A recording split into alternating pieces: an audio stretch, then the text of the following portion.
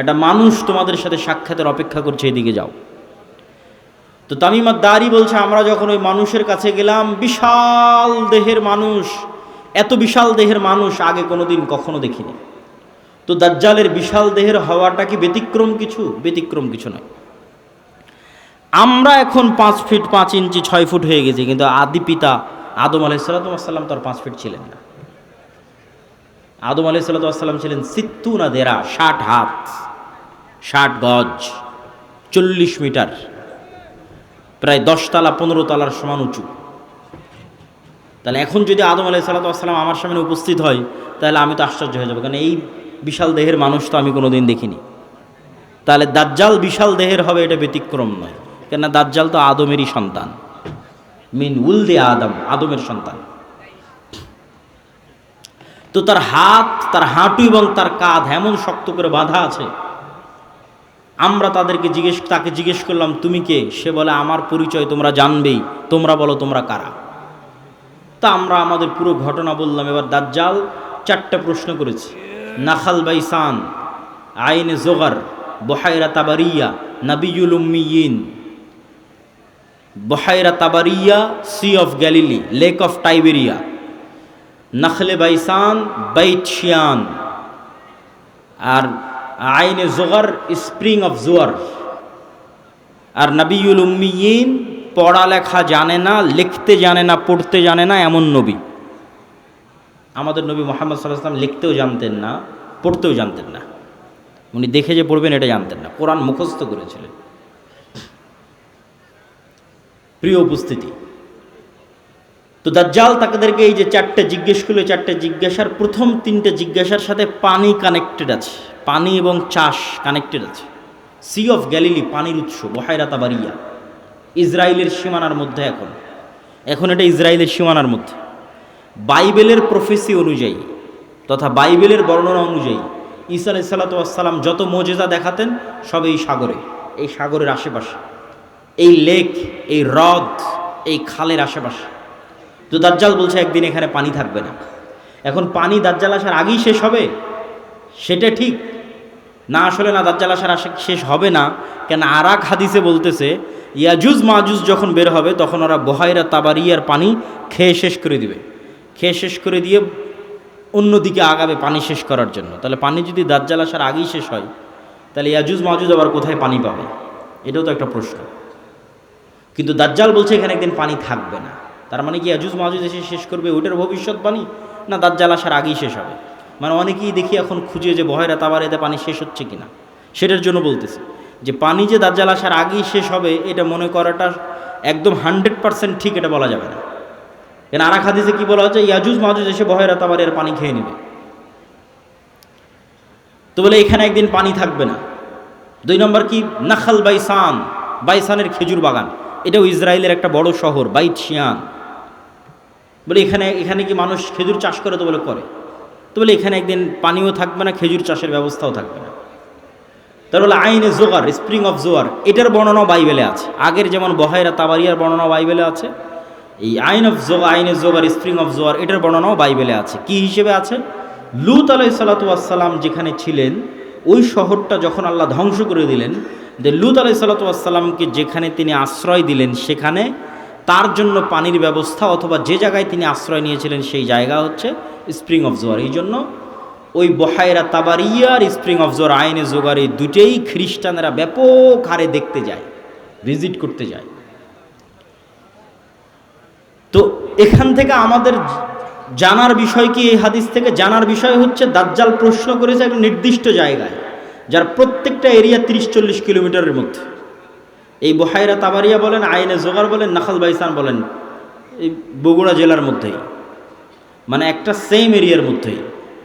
তথা কিয়ামতের পূর্ব মুহূর্তের ফিতনার বর্ণনাগুলো নিশ্চিতভাবে কিয়ামতের পূর্ব মুহূর্তে যা যা হবে এগুলো মক্কা মদিনার বাইরে, মক্কা মদিনায় হবে না। মক্কা মদিনা ফিতনা মুক্ত থাকবে। কোথায় হবে তাহলে? সিরিয়াতে, শাম। শাম মানে আগে ফিলিস্তিনি বোঝানো হতো, শাম মানে আগে মসজিদে আকসাই বোঝানো হতো। শাম মানে আজকের শাম নয়, তথা মসজিদে আকসা এবং এর আশেপাশের অঞ্চল যেগুলোতে এখন ইসরায়েল, ফিলিস্তিন, জর্ডান, এই যে অঞ্চলগুলো এবং এখনকার যে সিরিয়া, সব কিছু এই অঞ্চলে হবে। দাজ্জালের এই সংক্ষিপ্ত বর্ণনা এবং দাজ্জালের ফিতনার এই সংক্ষিপ্ত বর্ণনার পরে কি হবে? ওই যে মুজাহিদ বাহিনী যারা দাজ্জালের মিথ্যে সংবাদ শুনে এবার দেমাশকে ফিরে আসবে, যুদ্ধ বিজয় অভিযান বাদ, কেন এটা ভয়ঙ্কর ফিতনা, এই ভয়ে দাজ্জাল আসলে বের হয়েছে কিনা, যুদ্ধ বাদ দিয়ে সবাই ফিরে আসবে তাদের যেটা সেন্টার, তাদের সেন্টার দামেস্ক। যুদ্ধ যদি রোম পর্যন্ত গিয়ে থাকে, ইতালির রাজধানী, ওখান থেকেও ফিরে দামেস্কে আসবে। যদি তুরস্কের রাজধানী ইস্তাম্বুল পর্যন্ত গিয়ে থাকে, ওখান থেকে ফিরে দামেস্কে আসবে। এবার দামেস্কে আসতে আসতে সত্যি দাজ্জাল বের হয়ে যাবে। এবার রিয়ালি প্রকৃত অর্থে দাজ্জাল বের হয়ে গেছে, এবং দাজ্জাল বের হওয়া মাত্রই সকল ক্ষমতা দাজ্জালের কাছে চলে যাবে। এটার বিবরণ আরেকটু পরে দিব, এখানে এটা শেষ করে নিই। তো দাজ্জাল বের হয়ে যাবে। এই দামেস্কের মসজিদে ফজরের সালাতে যখন জামাত হবে, তখন এবার ঈসা আলাইহিস সালাতু ওয়াস সালাম অবতীর্ণ হবেন। কেননা দাজ্জালের ফিতনা যেই লেভেলের অলৌকিক, ওইটা মোকাবেলা করার জন্য ওই লেভেলের অলৌকিক লাগবে। তথা দাজ্জালের এই ফিতনা মোকাবেলা ওই মুজাহিদরাও করতে পারবে না যারা ইস্তাম্বুল বিজয় করেছে, রোম বিজয় করেছে, এবং কিছু কিছু হাদিসের বর্ণনা অনুযায়ী তারা ভারতও বিজয় করতে পারে। মানুষের মাথায় একটা চিত্র আগে থেকে ঢুকে আছে যে দাজ্জাল যখন বের হবে পৃথিবীতে, তখন পুরো পৃথিবী দাজ্জালের কন্ট্রোলে থাকবে। এটা ভুল কথা। দাজ্জাল যখন বের হবে তখন পুরো পৃথিবী মুসলমানদের কন্ট্রোলে থাকবে, মানে মুসলমানরা বিজয় করে শেষ করে দিবে, সব বিজয় করে ফেলবে। মসজিদে আকসা বিজয়, ইস্তাম্বুল বিজয়, খ্রিস্টানরা তো পরাজিতই হয়ে যাবে, ইতালির রাজধানী রোম বিজয়, ভারত বিজয়, পুরো পৃথিবীতে মুসলমানদের জয় জয়কার থাকবে। হাদিস থেকে আমি যতটুকু চিন্তা ভাবনা করে দেখেছি, এটাই বেশি খাপ খায়, এটাই বেশি মিলে, যে দাজ্জাল বের হওয়ার পূর্বে, ইমাম মাহদি আসার আগেই, অথবা ইমাম মাহদির সাথী, অথবা ইমাম মাহদি সহ, যেটাই বলেন, দাজ্জাল এবং ঈসা ইসলাম আসার পূর্বে পৃথিবী মুসলমানদের, মসজিদে আকসা মুসলমানদের, তুরস্ক মুসলমানদের, ইতালি, পুরো ইউরোপ মুসলমানদের, ভারত মুসলমানদের, সবই মুসলমানদের। মুসলমানদের বিজয় যখন সর্বোচ্চ স্তরে, এবং দাজ্জালের কোনো ষড়যন্ত্র যখন আর কাজে দিচ্ছে না, দাজ্জালের পক্ষ হয়ে পৃথিবীতে কাজ করবে এরকম কোনো বড় শক্তি আর পৃথিবীতে নাই, এবার নিজেই দাজ্জাল বের হয়ে আসবে। কেননা যারা দাজ্জালের পক্ষ নিয়ে কাজ করতে, এরা সব বিপদে পড়ে গেছে, কেননা বিজয় মুসলমানদের হয়ে গেছে। তো ইহুদিরাও এক মাসিহের অপেক্ষা করতেছে, বিপদ থেকে, বিপদে পড়লে বিপদ থেকে বাঁচায় যে সে মাসিহ দাজ্জাল। খ্রিস্টানেরাও ঈসা মাসিহ, বিপদে পড়লে বিপদ থেকে বাঁচায় যে সেই মাসিহ ঈসা আলাইহিস সালাম বিপদ থেকে বাঁচাবে। খ্রিস্টানেরাও বিশ্বাস করে ঈসা আলাইহিস সালাম আবার আসবে, কিন্তু তারা এটা জানে না যে ঈসা আলাইহিস সালাম মারা যায়নি, জীবিত আছে। আমরা জানি ঈসা আলাইহিস সালাম মারা যাননি, জীবিত আছে, আর তারা মনে করে মরে গেছে, কিন্তু পুনর্জন্ম হয়ে পুনরায় ঈসা আলাইহিস সালাম পৃথিবীতে আসবে, তাদেরকে বাঁচানোর জন্য, খ্রিস্টানদের বাঁচানোর জন্য। তাহলে সারা পৃথিবীর সবাই শেষ জামানার একজন বিশাল মাসিহের অপেক্ষায়। এবং আধুনিক এখনকার বিশ্বের যতগুলো নিউজ চ্যানেল রিপোর্ট, সবগুলোতেই বর্তমান যে যুদ্ধ চলতেছে, এই যুদ্ধ নিয়েও এই আলোচনাগুলো আমাদের দেশে নয়, এই অঞ্চলে নয়, ইউরোপ এবং আমেরিকায় আলোচিত হচ্ছে, যারা বিশ্ব শাসন করে তাদের কাছে। তাদের ভাষায় দাজ্জাল হচ্ছে অ্যান্টি ক্রাইস্ট ইংরেজিতে, আর মালহামা হচ্ছে আর্মাগেড্ডন, আর জেসাস ঈসা আলাইহিস সালাতু ওয়াস সালাম উনি আসবেন। অ্যান্টি ক্রাইস্ট না আসলে জেসাস আসবে না। অ্যান্টি ক্রাইস্ট মানে দাজ্জাল। আর অ্যান্টি ক্রাইস্ট ততক্ষণ আসবে না যতক্ষণ না ইহুদিরা জেরুজালেমে একত্রিত হচ্ছে, এটা তাদের বিশ্বাস। ইভাঞ্জেলিক্যাল খ্রিস্টিয়ান যারা, যারা ইঞ্জিল কেন্দ্রিক খ্রিস্টান, তাদের বিশ্বাস। তো ফলত তাদেরও ঈসা আলাইহিস সালামকে নিয়ে আসতে হবে, ইহুদিদেরও একজন মাসিহ লাগবে। ফলত সবাই সেইটারকে সামনে নিয়ে কাজ করতেছে, যে ওইটা যত দ্রুত ঘটানো যাবে তত দ্রুত মনে করতেছে আমাদের বিজয়। কিন্তু সবার কামনা অনুযায়ী তো কাজ হবে না, সবার চাওয়া অনুযায়ী কাজ হবে না, কেননা সবাই ভুল বুঝবে, ভ্রান্তিতে পা দিবে। কি কি ভ্রান্তিতে পা দিবে বলি? ইহুদিদের আসল মাসিহা যিনি, আসল মাসিহ যিনি, তিনি তো চলেই এসেছেন, কিন্তু তারা তো গ্রহণ করেন। ইহুদিদের প্রকৃত মাসিহ তো ছিল মুহাম্মদ সাল্লাল্লাহু আলাইহি ওয়াসাল্লাম নিজেই। মুহাম্মদ সাল্লাল্লাহু আলাইহি ওয়াসাল্লামের অপেক্ষায় তারা মদিনায় গিয়ে বসে থাকতো, অনেক আগে গিয়ে বসেছিল। ইমান তো আনেনি। তো এরা তো মাসিহকে চিনতে পারেনি, ঈসা আলাইহিস সালাম তো মাসিহ চিনতে পারেনি, ইমান আনেনি, ঈসা আলাইহিস সালামকে হত্যা করার চেষ্টা করেছে, নিকৃষ্ট। তো এই জন্য এদের সঠিক মাসিহ এরা পাবে না, এরা দাজ্জালকেই মনে করবে আমাদের মাসিহ, কিন্তু দাজ্জাল তো হবে ভ্রান্ত। এই জন্য দাজ্জালের অনুসারী কারা হবে? ইহুদিরা। রাসূল সাল্লাল্লাহু আলাইহি ওয়াসাল্লাম বলছেন, ইয়াতবাউদ দাজ্জাল ৭০ আলফা ইহুদ মিন আসবাহান, ইরানের ইস্পাহান শহরের ৭০,০০০ ইহুদি দাজ্জালের অনুসারী হবে। তাহলে ইহুদিরা দাজ্জালকে মাসিহ মনে করে দাজ্জালের অনুসারী হবে, কিন্তু দাজ্জাল তো পরাজিত হবে। কিন্তু প্রথম প্রথম যখন দাজ্জাল আসবে তখন তো সব ক্ষমতা দাজ্জালের হাতে, ফলত যে কেউ পথভ্রষ্ট হয়ে যাবে। তো এই অংশের সামারিটা করি। এই অংশের সামারি হচ্ছে, দাজ্জাল এবং ঈসা আলাইহিস সালাম আসার পূর্বে মুসলমানেরা পৃথিবী বিজয় করবে এবং ইহুদি এবং খ্রিস্টানেরা বিপদে পড়বে। যেহেতু ইহুদি এবং খ্রিস্টানরা বিপদে পড়বে, বিশেষ করে ইহুদিরা, তো এখন ইহুদিদের বাঁচানোর জন্য দাজ্জাল বের হবে। এবং যেহেতু দাজ্জালের পক্ষে কাজ করার মতো আর পৃথিবীতে কেউ অবশিষ্ট নাই, এই জন্য এবার দাজ্জাল নিজেই বের হবে। দাজ্জাল যখন নিজেই বের হবে তখন এক নিমিষে, এক সেকেন্ডে সকল ক্ষমতা দাজ্জালের কাছে চলে যাবে। মুসলমানেরা হতভম্ব, হতবিহ্বল হয়ে যাবে। আকাশও বৃষ্টি বর্ষণ করে না, জমিনও ফসল উৎপাদন করে না, দুর্ভিক্ষই নিয়তি ইমান নিয়ে বাঁচার জন্য। তথা সেই সফল যে বলবে আমি মরতে প্রস্তুত কিন্তু ইমান বিক্রি করতে প্রস্তুত নয়। সেই সফল যার একটা টাকার প্রতি অবৈধ লোভ নাই, অবৈধ একটা টাকার প্রতি ন্যূনতম লোভ নাই। আপনি নিজেই নিজের আত্মা এবং নফসকে চেক করেন যে আপনার একটা টাকার প্রতি যদি, অবৈধ টাকার প্রতি যদি ন্যূনতম লোভ থাকে, আপনি দাজ্জালের ফিতনা থেকে বাঁচতে পারবেন না। পরকালে যার বিশ্বাস সর্বোচ্চ পর্যায়ে, পরকালে যার বিশ্বাস সর্বোচ্চ লেভেলে, ও দাজ্জালের ফিতনা থেকে বাঁচতে পারবে। আসহাবুল উখদুদ ওয়াস সামাই যাতিল বুরুজ ওয়াল ইয়াউমিল মাউউদ ওয়া শাহিদু ওয়া মাশহুদ কুতিলা আসহাবুল উখদুদ, ওদের বলা হলো হয় ঈমান না হয় সামনে আগুন, ঝাঁপিয়ে পড়ো। তো ওরা বলল আমরা আগুনেই ঝাঁপিয়ে পড়ব। তো ওরা আগুনে কেমনে ঝাঁপিয়ে পড়বে এটা ছাড়া সম্ভব নয় ঝাঁপিয়ে পড়া, যদি ওই আগুনে জান্নাত না দেখে। আর নিজের বাড়িতে যে এসি রুম আছে ওখানে জাহান্নামের আগুন জ্বলতেছে। তো ওরা এটা বিশ্বাস করে যে আমি যদি আমার এসি রুমে ফিরে যাই ইমান পরিত্যাগ করে, তাহলে ওই এসিরা বাতাস নয়, এটা জাহান্নামের আগুন। আর যদি সামনের আগুনে ঢুকে যায় তাহলে এটা আগুন নয়, এটা জান্নাত। তো এই সেম ঘটনা তো দাজ্জালের সময় হবে। দাজ্জালের জান্নাতে যে ঢুকবে ও ঢুকে গেল জাহান্নামে, আর দাজ্জালের জাহান্নামে যে ঢুকবে ও ঢুকে গেল জান্নাতে। তাহলে পরকালের উপর ইয়াকিন না থাকলে তো আপনি দাজ্জালের ফিতনা থেকে বাঁচতে পারবেন না। তাহলে এবার দাজ্জালের আবির্ভাবের পর সারা পৃথিবীর সব মুমিন মুসলমান বিপদে, কোনো খাবার নাই, অসহায়, কিচ্ছু নাই। এবার বিপদগ্রস্ত মুমিন মুসলমানদের বাঁচানোর জন্য আসবে ঈসা আলাইহিস সালাম। এই হলো প্রেক্ষাপট।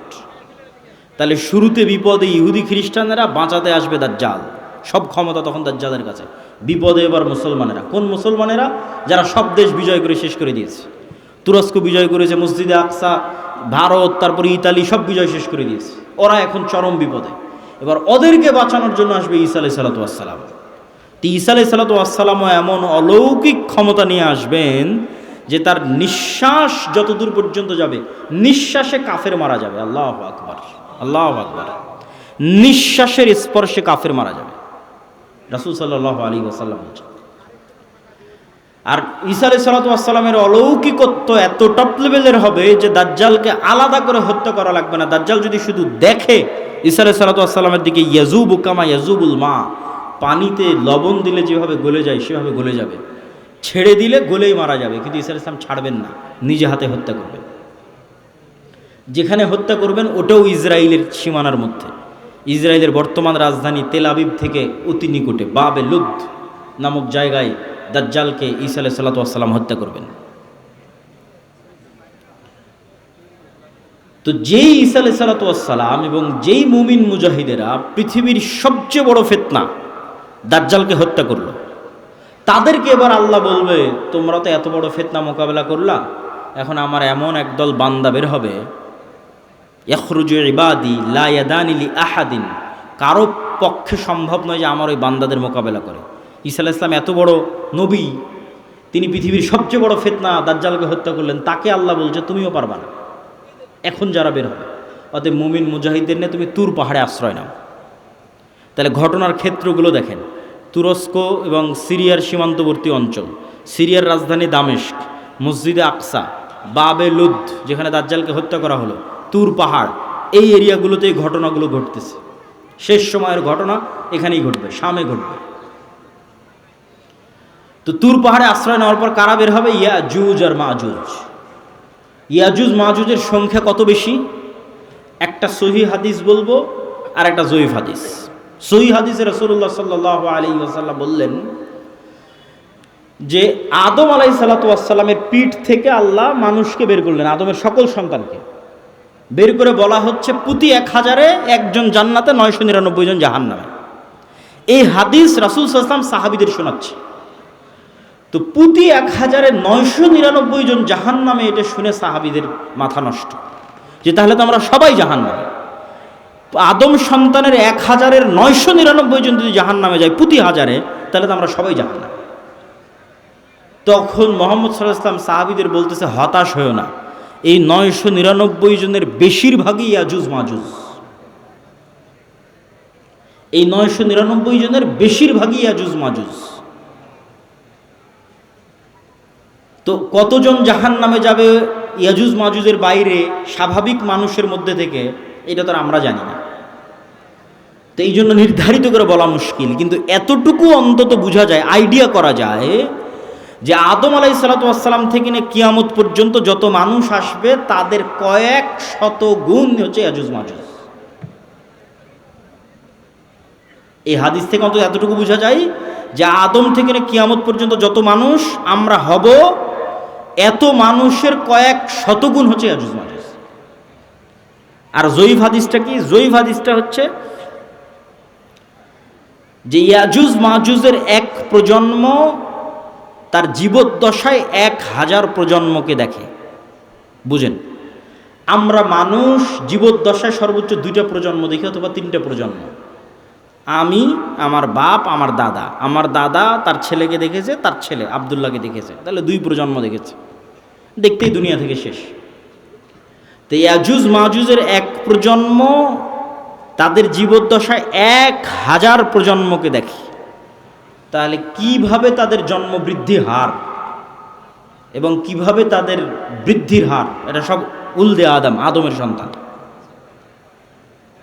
তো এরা পৃথিবীতে বের হয়ে সব পানি ফসল আদি যা আছে সব খেয়ে শেষ করবে, এবং তাদের এই ভয়ঙ্কর ভয়াবহতায় তুর পাহাড়ে ঈসা আলাইহিস সালাতু ওয়াস সালাম বিপদে মুমিন মুজাহিদদের নিয়ে, খাবার নাই, ওই সেম কষ্ট, দাজ্জাল থাকতে যে কষ্ট ছিল ওই কষ্ট। এখান থেকে আপনি আর একটা জিনিস শিখেন যে আপনি কত বড় নবী, কত বড় উলিয়া উলিয়া, কত বড় মুজাহিদ, তাও আল্লাহ আপনাকে কিভাবে বিপদ দিয়ে পরীক্ষা করতেছে। কেমন বিপদ? এত বড় নবী তাও খাবার নাই। যে নবী নিজে হাতে দাজ্জালকে হত্যা করেছে তার খাবার নাই, সে নবী এখন আল্লাহর কাছে কাঁদতেছে যে আল্লাহ এই বিপদ থেকে বাঁচান। তো এই জন্য সবসময় আল্লাহর সামনে নত, আল্লাহর সামনে সাহায্য, এটা ছাড়া কোনো রাস্তা নাই। তো ঈসা আলাইহিস সালামের কান্নাকাটি এবং মুমিন মুজাহিদদের কান্নাকাটিতে আল্লাহ সুবহানাহু ওয়া তাআলা ইয়াজুজ মাজুজের শরীরে এক প্রকার পোকামাকড় এবং অসুখ দিবেন। তারা মারা যাবে কেমন করে? হাদিসের বাক্যটা শোনেন, কামাউতি নাফাসিন ওয়াহিদিন। একটা মানুষ মারা গেলে যা হয়, পুরো ইয়াজুজ মাজুজ একসাথে ওইভাবে মারা যাবে, যেন একটা মানুষ মারা গেল। তথা একটা মানুষ মরতে যতটুকু সময় লাগে, পুরো ইয়াজুজ মাজুজ কোটি কোটি হাজার হাজার ওইভাবে একসাথে, at a time, at a moment, at a second মারা যাবে। তো এবার ঈসা আলাইহিস সালাতু ওয়াস সালাম জমিনে ফিরে আসবেন, তো জমিনে পা রাখার জায়গা নাই। এত কোটি কোটি মানুষ যদি মরে পড়ে থাকে কি অবস্থা হবে? লাশের দুর্গন্ধ। এবার ঈসা আলাইহিস সালাম আবার আল্লাহর কাছে কান্নাকাটি করবে, দোয়া করবে। তখন আল্লাহ সুবহানাহু ওয়া তাআলা রাসূল সাল্লাল্লাহু আলাইহি ওয়াসাল্লামের ভাষা অনুযায়ী আনাকি ইবিলিল বুখত, বুখত গোত্রের উটের কুঁজ যেমন উঁচু হয়, ওই রকম উঁচু কুঁজ বিশিষ্ট একদল পাখিকে পাঠাবেন, যেই পাখি হাজার হাজার কোটি কোটি লাখ লাখ লাশকে নিয়ে যে এমন জায়গায় ফেলে দিবে যেখানে মানুষ বসবাস করে না। উত্তর মেরু হোক, দক্ষিণ মেরু হোক, সাইবেরিয়া হোক, যেখানে হোক, আল্লাহ ভালো জানেন, যেখানে আল্লাহ বলবেন। তারপরে আসমান বৃষ্টি বর্ষণ করে এই জমিনকে পরিষ্কার করে দিবে। তারপরে ঈসা আলাইহিস সালাতু ওয়াস সালামের শাসন চলবে হাদিস অনুযায়ী 7 বছর, আর বাইবেলের বর্ণনা অনুযায়ী 1000 বছর। তো 7 বছর ঈসা আলাইহিস সালামের এই শাসনে এতটা নিরাপত্তা এবং শান্তি বিরাজ করবে যে এতদিন যত যুদ্ধ বিগ্রহের সামগ্রী ছিল এগুলো কাজে লাগবে না, ওগুলো জ্বালিয়ে পুড়িয়ে দেওয়া ছাড়া কোনো কাজ নাই। আর এত বরকত আসমান এবং জমিন উন্মুক্ত করে দিবে যে একটা ডালিম একটা গ্রাম খাবে, একটা গাভীর দুধ একটা পুরো বংশ খাবে, এত বরকতে আল্লাহ পরিপূর্ণ করে দিবে। তারপরে এক শীতল বাতাসে মুমিন মুসলিম এবং ঈসা আলাইহিস সালাম সবাই মারা যাবে, শুধু ফাসিক এবং ফাজেরেরা পৃথিবীতে থাকবে। এবার যত হাদিস শুনেছেন এই ধরনের, যে পৃথিবীতে এমন একদিন আসবে যে কোরআন পড়ার কেউ থাকবে না, এখন সেগুলো আল্লাহ নাম নেওয়ার কেউ থাকবে না, এগুলো ঈসা আলাইহিস সালামের মরার পর। মানুষ জেনায় লিপ্ত হবে খোলা মাঠে কুকুর শ্রীগালের মতো, লজ্জা বুঝবে না, এগুলো ঈসা আলাইহিস সালামের আগে নয়। ঈসা আলাইহিস সালামের আগে কোরআন থাকবে, দিন থাকবে, এটা তো পূর্ণতায় পৌঁছে যাবে। এখন পতন দেখতে পাচ্ছেন, কিন্তু আল্লাহ মুতিম্মু নূরিহি আগেই বলে নিয়েছে আয়াতগুলো, এই দিন তো সারা পৃথিবী বিজয় করবে, আর এই বিজয় ধারা তো ঈসা আলাইহিস সালামের আসার আগেই শুরু হয়ে যাবে। তাহলে কিভাবে কোরআন হাদিস শেষ হবে? শেষ হবে না, এগুলো আরও বাড়বে। কিন্তু এটা শেষ যে হবে সেটা কখন? ঈসা আলাইহিস সালামের মরার পর। তখন আর নাই, তখন কোরআন নাই, হাদিস নাই, আল্লাহর নাম নাই, মানুষের লজ্জা উঠে যাবে। এই ফাসিক ফাজেরের উপর আল্লাহ সুবহানাহু ওয়া তাআলা কিয়ামত কায়েম করবেন। প্রিয় উপস্থিতি, আমি আমার বক্তব্য দীর্ঘায়িত করতে চাই না। এই পুরো ঘটনা থেকে যা বড় মুনকিরে হাদিস দৌড়ায়, দুইটাই মুনকিরে হাদিসেরাও ভিডিওর পর ভিডিও দেয়, বলে যেটা কোরআনে না এটা বিশ্বাস করবে না। কোরআনে কিন্তু ইয়াজুজ মাজুজের কথা আছে, দাজ্জালের কথা নাই, বলে যেটা কোরআনে না এটা বিশ্বাস করবে না। আবার একদল নাস্তিক বলে যে এই পৃথিবীর স্যাটেলাইট ক্যামেরা সব আছে, কই তোমার দাজ্জাল, কই তোমার ইয়াজুজ মাজুজ। একটা ছোট্ট তথ্য দিয়ে রাখি, মানুষ মহাকাশ সম্পর্কে যা জানে এই মাটির নিচ সম্পর্কে তাও জানে না। এটা আমি কয়েকদিন আগে পড়াশোনা করতে গিয়ে দেখলাম যে মানুষ সারাদিন মহাকাশ নিয়ে গবেষণা করছে, চাঁদে যাবে, মঙ্গলে যাবে, কিন্তু মাটির নিচে মাত্র 12 কিলোমিটার পর্যন্ত মানুষ জানে, তারপরে আর জানে না। তাহলে পুরো পৃথিবী কত বড়! আপনি এখান থেকে 12 কিলোমিটার মাপেন, কত দূর হয় গাবতলী বাজার থেকে, তো মাটির নিচে মাত্র 12 কিলোমিটার পর্যন্ত আপনি জানেন, তার নিচে আর কেউ জানে না। পৃথিবীর বর্তমান কোনো বিজ্ঞানী নাই, কোনো বিজ্ঞান নাই, কেন ওই 12 কিলোমিটার পরে গবেষণা করার সক্ষমতাই নাই, কোনো যন্ত্র মেশিন পাঠানোর সক্ষমতাই নাই। তাহলে মাটির নিচের মাত্র 12 কিলোমিটার পর্যন্ত আপনি জ্ঞান রাখেন। আকাশে চন্দ্রে চলে গেছেন, গ্রহ মঙ্গল গ্রহে চলে গেছেন, সেটা ভিন্ন বিষয়, কিন্তু নিজের পায়ের নিচে এটাই জানেন না। এই যে বিশ্বের এই উন্নত বিজ্ঞানের সর্বোচ্চ শিখরে পৌঁছে মানুষ জানে না যে এই মাটির নিচে কি আছে। তাহলে কেমনে মানুষ দাবি করবে দাজ্জাল কোথায়, ইয়াজুজ মাজুজ কোথায়? এ দাবি করাই তো ভুয়া, পাগলামি। আরেকটা জিনিস দেখলাম, মহাসাগর সম্পর্কে মানুষ অজ্ঞ। মহাকাশ সম্পর্কে ঠিক আছে অনেক জানতেছে, মহাসাগরে এমন অনেক জায়গা আছে যে জায়গাগুলোতে মানুষ পৌঁছতেই পারে না, যে জায়গাগুলোর উপর দিয়ে বিমানও উড়ে যেতে পারে না, যে জায়গাগুলোতে কোনো জাহাজও অতিক্রম করে না, এরকম অসংখ্য জায়গা আছে। তো সাগর এবং সাগরের নিচে কি আছে, মাটি এবং মাটির নিচে কি আছে, এটা সম্পর্কে আজকের বিশ্ব সবচেয়ে অজ্ঞ, অন্তত মহাকাশের তুলনায়। তো ইন্নাল্লাহা আলা কুল্লি শাইইন কাদির, আল্লাহ সকল কিছুর উপর ক্ষমতাবান। আর কোনোটাই যদি না হয় তো অন্তত একটা উত্তর তো দেওয়াই যায়, যেটা আল্লাহ সুবহানাহু ওয়া তাআলা কোরআন মাজিদে বলছেন যে আল্লাহ 7 আসমান এবং 7 জমিন সৃষ্টি করেছেন, আর 7 জমিনে আল্লাহর আদেশ অবতীর্ণ হয়, কোরআনের আয়াত।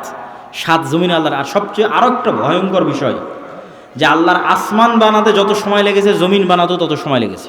7 আসমান বানাতে যা টাইম 7 জমিন বানাতেও তাই টাইম। তাহলে 7 আসমান কত বড়, 7 জমিন তাহলে কত বড় হতে পারে? এখন ইয়াজুজ মাজুজ আর দাজ্জাল যদি অন্য জমিন থেকে বের হয়ে আসে, এই জমিনে কিছু করার নাই, এটাকে অস্বীকার করতে পারবে না যে না নিশ্চিত নাই। তো অতএব আল্লাহ সুবহানাহু তাআলা সকল কিছুর উপর ক্ষমতাবান।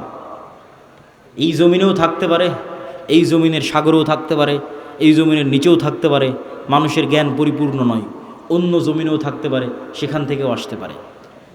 এই জন্য সূরা কাহাফ, দাজ্জালের ফিতনা থেকে বাঁচতে সূরা কাহাফ পড়তে বলা হয়েছে। সূরা কাহাফের সব ব্যতিক্রম ঘটনাগুলো দাজ্জালের আসার সাথে মিলবে, দাজ্জালের যুগের যে ফিতনা ওগুলোর সাথে মিলবে। সূরা কাহাফের 4টা ব্যতিক্রম ঘটনা আছে, তার মধ্যে একটা ব্যতিক্রম ঘটনা খিজির আলাইহিস সালামের। কই থেকে আসলো খিজির আলাইহিস সালাম, কোথায় ছিল? বলে মাছ যেখানে জীবিত হয়ে যাবে সেখানে খিজির আছে, তুমি মাছ ভেজে নিয়ে রওনা দাও, যেখানে মাছ জীবিত হয়ে যাবে ওখানে খিজির আছে। তো খিজির আলাইহিস সালাম জিজ্ঞেস করতেছে যে সালাম কিভাবে? মুসা আলাইহিস সালাম সালাম দিচ্ছে, সালাম, জান্নাতের সালাম দুনিয়াতে কিভাবে? তো খিজির আলাইহিস সালাম যদি অন্য পৃথিবী থেকে এসে থাকে নিশ্চিত করে, অথবা এই পৃথিবীতেও থাকতে পারে, তো খিজির আলাইহিস সালামকে যদি আল্লাহ সুবহানাহু ওয়া তাআলা আড়ালে রাখতে পারে, দাজ্জাল এবং ইয়াজুজ মাজুজকেও আল্লাহ সুবহানাহু ওয়া তাআলা আড়ালে রাখার সক্ষমতা আছে।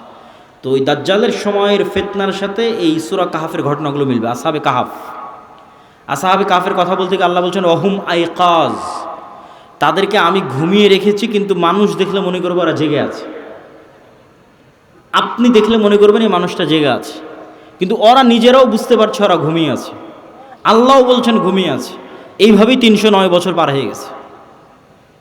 ওরা ঘুম থেকে উঠে মনে করছে যে কই, আমরা তো অল্প কিছুক্ষণ মনে হয় শুয়েছিলাম, ঘুমিয়েছিলাম, কিন্তু 300 বছর পার হয়ে গেছে। তো সময়ের যে আপেক্ষিকতা, এটার কন্ট্রোল আল্লাহর হাতে। এই আপেক্ষিকতার প্রভাবিত মানুষ দেখবে যে একদিন হয়ে যাবে 1 বছরের সমান। তো পৃথিবীতে অবশ্যই ব্যাপক কোনো পরিবর্তন ঘটবে, যেটার প্রভাবে 1 বছর, 1 মাস, 1 সপ্তাহ। সেটা কি আল্লাহ সুবহানাহু ওয়া তাআলা ভালো জানে। তো প্রিয় উপস্থিতি, এই 1 নাম্বার কর্তব্য কি, সংক্ষিপ্ত বক্তব্য শেষ করে দিচ্ছি, এগুলোর উপর ঈমান রাখা।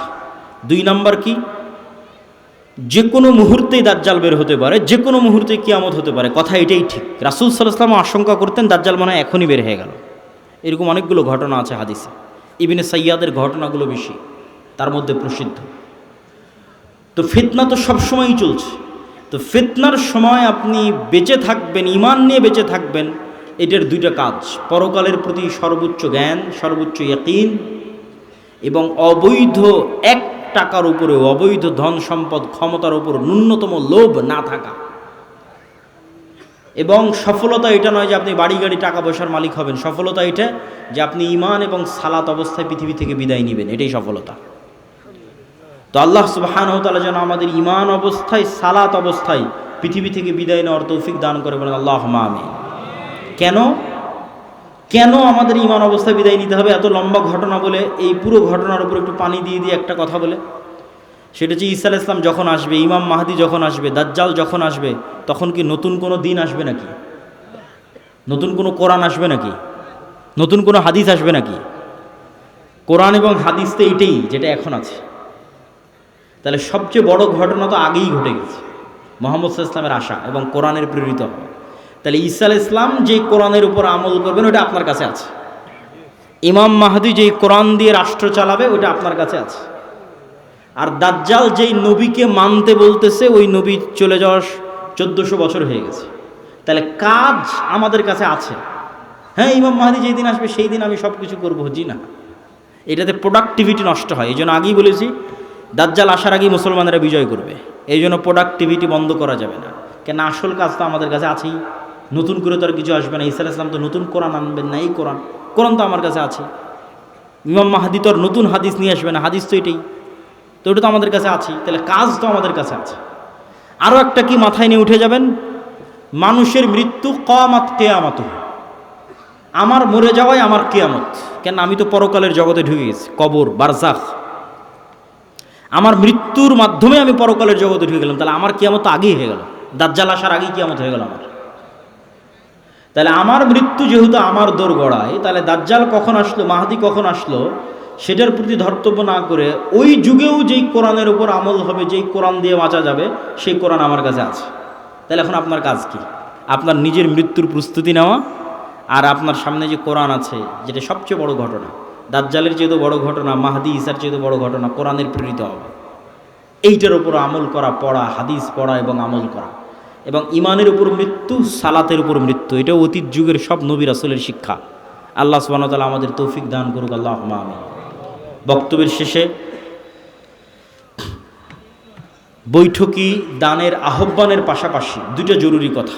এই যে ভাইয়েরা যারা মক্তব পরিচালনা করে গাবতলী শাখায়, আপনারা আমাদের মক্তব অলিম্পিয়াড দেখেছেন এনটিভিতে, বিশাল আয়োজন।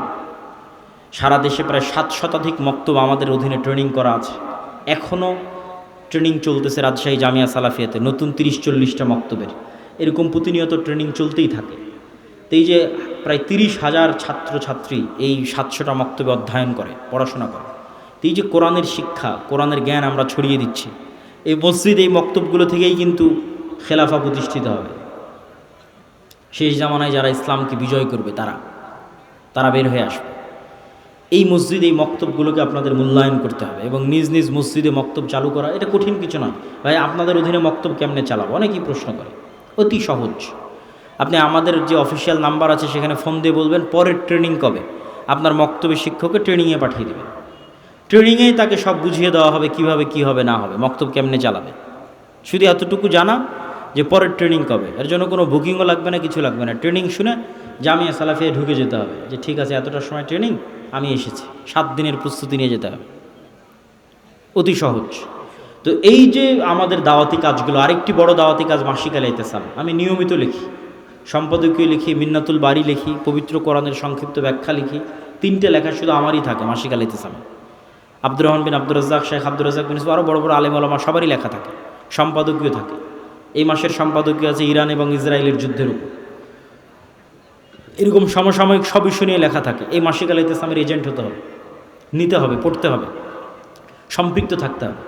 আর এই যে ইমান বাড়াতে বললাম, ইমান ধরে রাখা, এটার জন্য আল্লাহর পথে যাত্রা, এই বইটা খুব গুরুত্বপূর্ণ। এটা ইমানের মজবুতির জন্যই এই বইটা লেখা, আল্লাহর পথে যাত্রা। এই বইটা প্রত্যেক মসজিদ, মাদ্রাসা, স্কুল, কলেজের দার্সের অন্তর্ভুক্ত হওয়া দরকার। যে মসজিদে মানুষ দার্স দিবে সেই দার্সের অন্তর্ভুক্ত হওয়া দরকার। আরও যে সমস্ত বই পুস্তকগুলো আছে, শেখ আব্দুর রাজ্জাক বিন ইউসুফ, আব্দুর রহিম বিন আব্দুর রাজ্জাক, কাসুস ইসলাম দেখতে কেমন ছিলেন, আইন রসুল, দোয়া অধ্যায়, উপদেশ, সালাত, সব বইগুলোকে মূল্যায়ন করতে হবে। তো পরিশেষে আমি স্বেচ্ছাসেবকদের আহ্বান করব আপনাদের মধ্যে যাওয়ার, এবং আপনাদেরকে উদাত্ত আহ্বান জানাবো যে তারা এই যে বিশাল খরচ করে মক্তব পরিচালনা করছে এবং এই সম্মেলনগুলো আয়োজন করছে, এগুলোতে আপনাদের আন্তরিক সহযোগিতা আমরা কামনা করছি। তো স্বেচ্ছাসেবক ভাইয়েরা কি প্রস্তুত আছে? তো তাদেরকে আমি ঢোকার জন্য বলতেছি। জি, এবং এর মধ্যে বক্তব্যও চলতে থাকবে। আপনারা ব্যাপক হারে এবং বেশিভাবে এই দানে অংশগ্রহণ করার, আমি কিন্তু দেখতে পাচ্ছি না স্বেচ্ছাসেবকরা যে ঢুকতেছে, এটা কিন্তু বোঝা যায় না। তো সকলেই এটাতে আপনাদের সহযোগিতা অংশগ্রহণ করবেন। অর্থনৈতিক ইবাদত খুব শক্তিশালী, জান্নাত কিনা যাবে, সকল গুনাহের কাফফারা হবে, নেকিতে যত কমতি থাকবে পূরণ করা যাবে টাকা দিয়ে। দুনিয়াতে যেভাবে প্লট এবং ফ্ল্যাট সেল হয়, আল্লাহ ওইভাবে জান্নাত সেল করেন। দুটো জিনিসে, হয় আল্লাহর রাস্তায় যুদ্ধ করে শহীদ হয়ে যাও, নাহলে আল্লাহর রাস্তায় দান করো, করে জান্নাত কিনে নাও। এর বাইরে জান্নাতের 100% কনফার্ম, নিশ্চিত জান্নাত নাই, কনফার্ম নাই। হতে পারে, যেতে পারেন, সেটা আছে। সালাত, সিয়াম, হজ, জাকাত হতে পারে, যেতে পারেন, নিশ্চিত যাবই। জিহাদ করে শহীদ হতে হবে, নাহলে টাকা দিয়ে জান্নাত কিনতে হবে। নিশ্চিত যাবই, কনফার্ম জান্নাত কিনতে চাই, নিশ্চিত। টাকা না হয় জিহাদ করে শহীদ। আর বাকিগুলোতে হতে পারে আল্লাহ যদি দয়া করে, তওবা ইস্তেগফার কবুল করে, সালাত যদি ঠিক থাকে, হতে পারে। আল্লাহ সুবহানাহু ওয়া তাআলা ভালো জানেন। আমি আমার বক্তব্য এখানেই শেষ করছি। আমার পরে আব্দুর রহিম বিন আব্দুর রাজ্জাক, তারপর আব্দুর রহমান বিন আব্দুর রাজ্জাক, এবং সব শেষে শেখ আব্দুর রাজ্জাক বিন ইউসুফ। যেহেতু অনেক দূর দূরান্ত থেকে এসেছেন, বিশৃঙ্খলা না করে সবাই আজকের এই ঐতিহাসিক আয়োজন, এভাবে একত্রিত হওয়া খুব কম জায়গায় হয়, সবার নিজ নিজ ব্যস্ততা আছে। এই বিশাল আয়োজনকে মূল্যায়ন করবেন বিশৃঙ্খলা না করে। আল্লাহ কবুল করুক, আল্লাহুম্মা আমিন। আসসালামু আলাইকুম ওয়া রাহমাতুল্লাহি ওয়া বারাকাতুহু।